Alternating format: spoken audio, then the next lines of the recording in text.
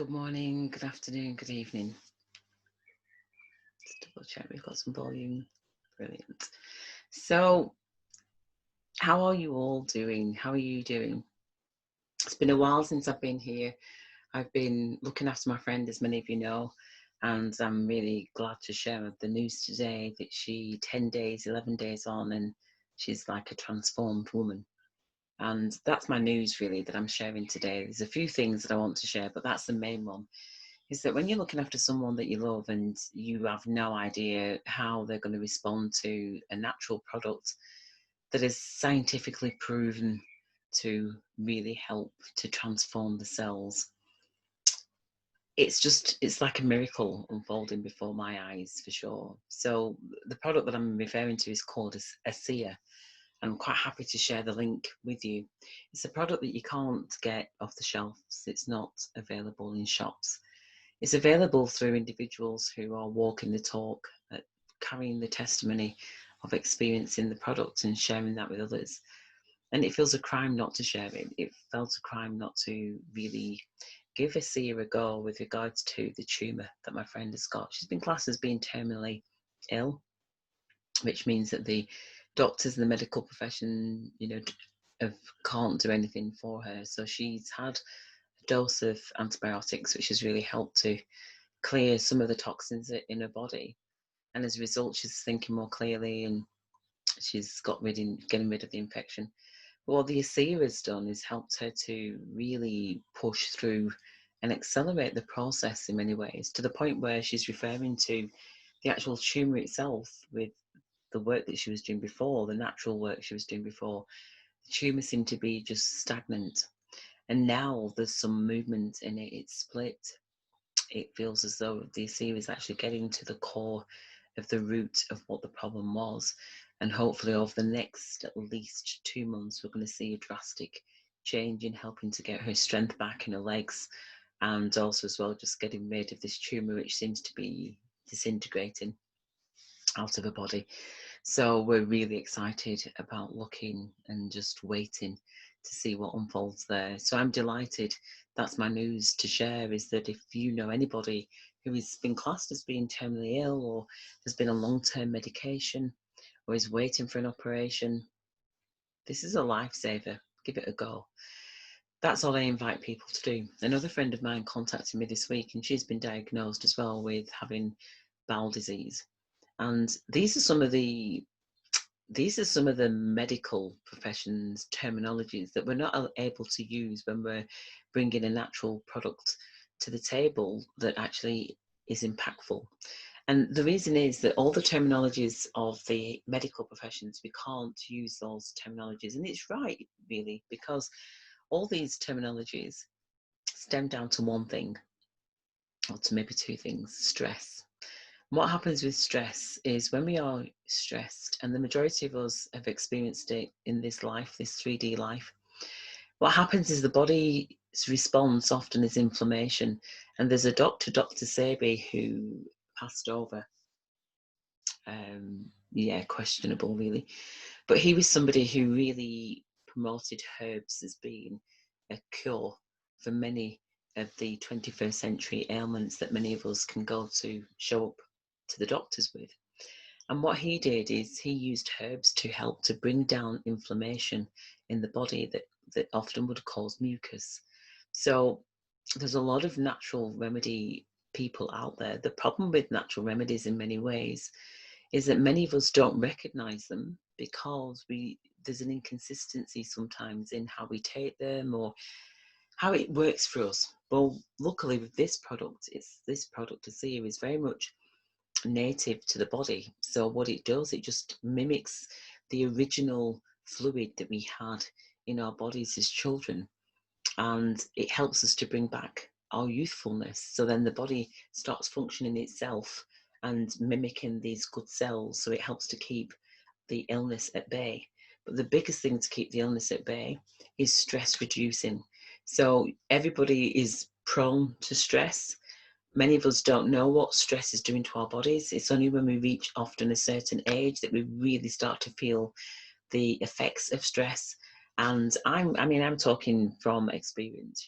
I was somebody who was extremely stressed, was extremely busy, and putting a lot of pressure onto my body. But I also recognized that when in the 2000, about 2000 actually, when I went through divorce and knew that I needed to get my health back on track as a busy mum, and working full time, it was a challenge. It really was. But I knew that I needed to take control of the impact that stress was making. So we can recognize stress in our lives, but then it's about what do we do in order to be able to reduce the stress. Because if you're getting ailments now, it could just be tiredness, waking up in the morning after having a long sleep.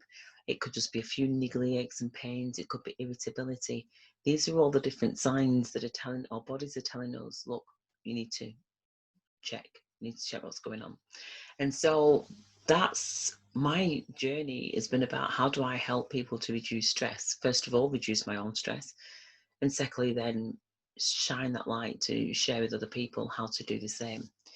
So that's the news at this moment in time, is that we have, my friend's been classed as being terminally ill. Doctors can't do anything else. And all we can hope for is that the ASEA that she's taking, hopefully it says what it says on the bottle, which is really, the ASEA was made for athletes. So it's made for well people. It wasn't made for ill people. So the fact that it can have the impact that it's having on ill people is brilliant. But it also means is that when you are under medical observations and you can see the transformation that's taking place, the doctors, because it's very scientific based, it means that doctors can actually recommend it to other people. So whether or not it's going to become part of the NHS, I don't know, but it's certainly something that we're currently recording my friend's journey. And hopefully the doctors will be able to help people to turn their health around. So now the doctors are a lot more open to alternatives. I think a lot of the time it's down to the scientific base that's the issue. If it's not been done in the laboratory, then they're not interested. Well, this is constantly tested by independent researchers. So it's not by the company, it's by independent researchers. So it makes it more valid. So if you're wanting to find out more, then there will be a link somewhere along the line. I can easily send you the link. It's a preventative, so it is for everybody. Even if it's a couple of times a year that you have a box of the ASEA and just take it. I mean, it's a water and salt, but it's the actual combination. If you remember the film Cocoon, if anybody knows the film Cocoon, then you'll know that water, that there was an alien egg that was in this water, and the water was transformed into a very similar thing. I associate the ASEA to be very similar to that. The other news I wanted to share with you is that back in 1999, I had a card reading. It wasn't a card reading, actually. It was a spiritual psychic lady who was amazing. I'm sure that she may be still alive, actually. Her name's called Anita Parks. And the reason why I'm sharing this story is we're coming up to the solstice, the summer solstice, which is on the 21st of June, 2020. Now, that date's really significant on many levels, but I just read something yesterday on Twitter that really re-hearted me into remembering this story. So Anita Parks came and did a reading for me and my work colleagues. There was a couple of work colleagues that wanted to have a reading as well. And what she said to me at the time, and at the time I was under a great deal of stress, she said to me, "You're steering a ship," and she said, "They're telling me to throw the net." She said, "Oh, they're telling me not that side, it's this side."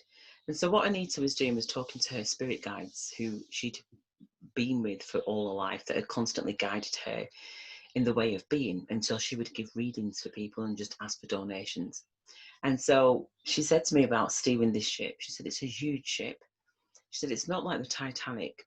And if you know anything about the Titanic was very much about layers. So on the Titanic, you have the upper class, the upper carriages, the upper floors were for the more elite, the more affluent people. And the lower floors were for those that were poor and the people often that were working on the boat. And so that meant that, when the boat sank, then a lot of people on the lower decks were taken out immediately. And she said to me that you're steering this ship, but it's not like the Titanic. It's not like the Titanic where people are separated. Everybody's on the same level. And this ship is helping to bring people home. And bringing people home is to love. that within each of us is that seed of love, but many of us have forgotten it. Many of us have kind of been led in this world of external things, gaining external things, material things, having the marriage, the 2.2 children, the white picket fence, that kind of thing, that many of us have been living this life. And there's been the duality. So there's been the external world and there's been the internal world. And what she was saying was, you're steering this ship, and it's not about the external, it's about this internal journey. It's about really embracing and being love. So shifting from doing to being. And that's been my journey, is to build this transition space, to help to create this transition space, because it's a space free from enslavement of the mind, the body, the spirit, financial, social, emotional, intellectual. It's about a place where we all be. It's our being, our beingness, not our doingness. And so when she said it at the time, I remember thinking it was 1999. It's around the October time. And I knew the vision of what I had, but I had no idea how it was going to unfold. And so it was amazing, really, because up until that point, my life I'd been very quiet, really, as a person. And so I had to grow into being a talkative person, a person who would wear a heart on his sleeve. Many of us have never been like that, because we'd often would have felt on our own. We would have felt like nobody had listened to us. We would have felt the odd one out, maybe the black sheep of the family. We would have felt all those things. And yet, inside me, I had to keep on going. So this really anchored and affirmed that I was here to do something that I didn't realise how big that it was going to be. And really, all I had to learn was to experience life in this world.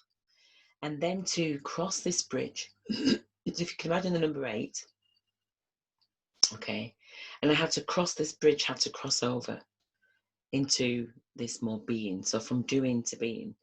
And so if you can imagine that's the flow, and that's what had to happen. So it started off as a little 8, and then it went bigger and bigger, and that's how it is, and that's how it's been. And so this ship's ready. This ship's been sailing. And what's been happening is that people have been coming along. And I wanted to make reference, because this world that we have here, many people that have been in the heart, developing heart-based practices, would have learned a lot in this space over here. And they would have created a solution to help people over here. And right now we're at this crossover, because I think it was 1723, something like that. I should have searched before I came online. But if you search for the Gregorian calendar, the Gregorian calendar was created in the 1700s, from what I can gather. Now, how does the Gregorian calendar affect us? So there's 2 calendars that people refer to. There's the Mayan calendar and there's the Gregorian calendar. And so the Gregorian calendar kind of slowed us down, in the sense of we've been out of rhythm with the earth and with our experience. So a lot of us would have been struggling, or felt like we've been struggling, even just to earn a living in this world. It's like many of us wouldn't have felt that it was right the way that we earned money, because a lot of it's been based on slavery and abuse of another. And we don't want to take money into this new world the way that we are, the new earth, the way that we've been taught. So we're having to readjust the way that we earn money. And so a lot of people that have been aware and have been in heart-based, you'll find that in this space they're using donations or energy exchange. So they're sharing the resources slightly differently than what they did in this place. And that's because we want to rid ourselves from we know money is an illusion. It really is an illusion. Yet we use it. It's a currency that we use and we need to use every single day. So we're not cancelling out that we don't need money. What we're doing is trying to work at, how do we get a different currency that's more equal? And so people are testing this out. There isn't a global strategy as yet. And so the Gregorian calendar and the Mayan calendar talked that in 2012, there's going to be a huge transition. There's going to be a massive reset, that our world would only last for so long the way that it had been, which had been abusing a lot of, it's all been based on abuse, this world that we've all been born into, if you look deep enough. And I'm not being down on this, I'm just highlighting, planting some seeds, that we had to move away from this way of being. We were killing the planet, we were destroying each other, it was obvious. And so the reset has come about with the COVID, that all of us have, had to be in that reset. And so now, as we're breaking out, some of us are going back to the old 3D way of being, kind of like, oh, great to be back at work, just doing what I need to do. Others is kind of like, hold on a minute, what if this happens again? What can I do differently? Is there anything that I can do? Some of us have gone back to studying, which is the old way, but it's not the way. But some of us have kind of gone within and said, you know what, if it's going to be, it's down to me.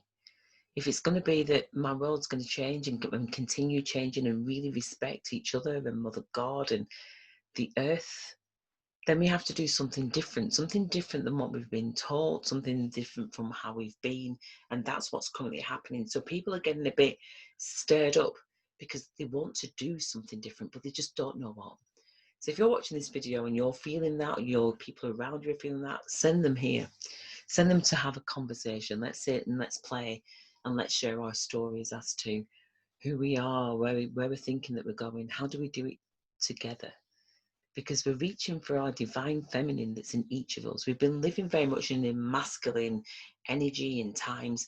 We're now moving to a feminine, more softer, more gentle, more nurturing. And so the women are beginning to lead that. That's, make no mistake, but we're not excluding our divine masculines, our men. We're wanting to include them because there's so many sensitive men that are out there that have never felt like they've belonged, because they've never wanted to see the barbaricness of workplace and competition, and they've never wanted to be part of that. And so in order for us to move into this new energy, we need to recognize a few things, which is why I'm sharing this news here today. So the Gregorian calendar and the Mayan calendar are about to not necessarily clash. The Mayan calendar is about to come online and raise its awareness. So the Gregorian calendar, 2012, was 8 years ago, according to them. But what they did is that they took the Gregorian calendar from a 13-month down to a 12-month. So what it means is that for all the years in between 1700 and to 2020, all those years have mounted up. So we're actually, it's like our world has been sped up, but at the same time we've been slowed down. So what's happening is now these two are going to come together. So when you look at the dates of the Gregorian calendar of today, it would be, obviously it's obviously today, but if you look at the Mayan calendar, when I say Mayan calendar will set the date for all those times where there was a surplus.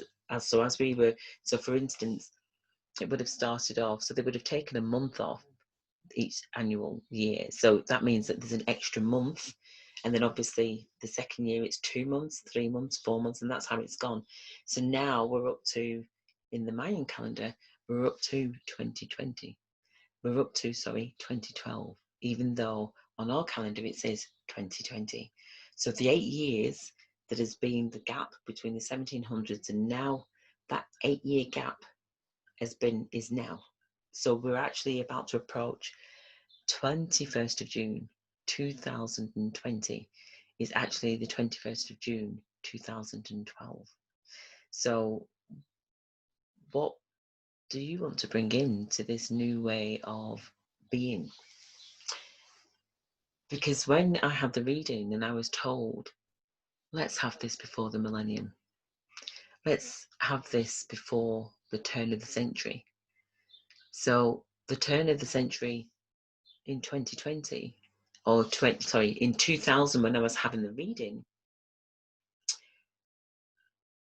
this Anita was saying, let's have it now. And I was thinking at the time, are you serious? It's like, I'm going through divorce, I'm going through really hell at work. There is no way that I can get this organisation up and running in like 3 months. But looking at the Mayan calendar, that would have been 8 years. So by 2008, 2009, this baby was ready. The book process was almost there, or was there, and the game was almost there. But I knew that we'd been slowed down. I was like, can we have something that's a bit faster? And that's when Empowering Hour came to me. So that's my little story of sharing news of we are about to approach 2012 and all the Mayan prophecies that had been highlighted then about how our world was going to be, how we were going to be working together, how this solutions is about tapping into our divine feminine and at the same time integrating the divine masculine, but bringing that balance upon earth. So it's no longer that it's the eagle flying high. I think it's the raven that had come in, that the Amazons, the people in the Amazon had seen that the eagle was flying, and they were saying, well, do you know, the eagle is very much representative of the Western world of just take. But that when the condor flies with the eagle, then there's a major change in our world. And that change that's taking place right now is where we're at. So if you're on the fence and thinking, well, dive in. You've got nothing to lose. This process that we share is just about you sharing your story, sharing who you are, and coming and playing the game and getting into alignment with your true self. Many people are going back to work right now and really don't want to be at work. They don't want to be there because they've recognised that actually the children are much calmer with the parents being at home, that they're much more happier at being at home. They don't want to do schoolwork. You know, this isn't about those traditional ways. It's about undoing those traditional ways of how we used to do things. Because once we start to have a conversation around, well, actually, I believe that, and you recognise that everybody has been programmed to believe certain things, but in their hearts they feel like, actually, that doesn't feel right.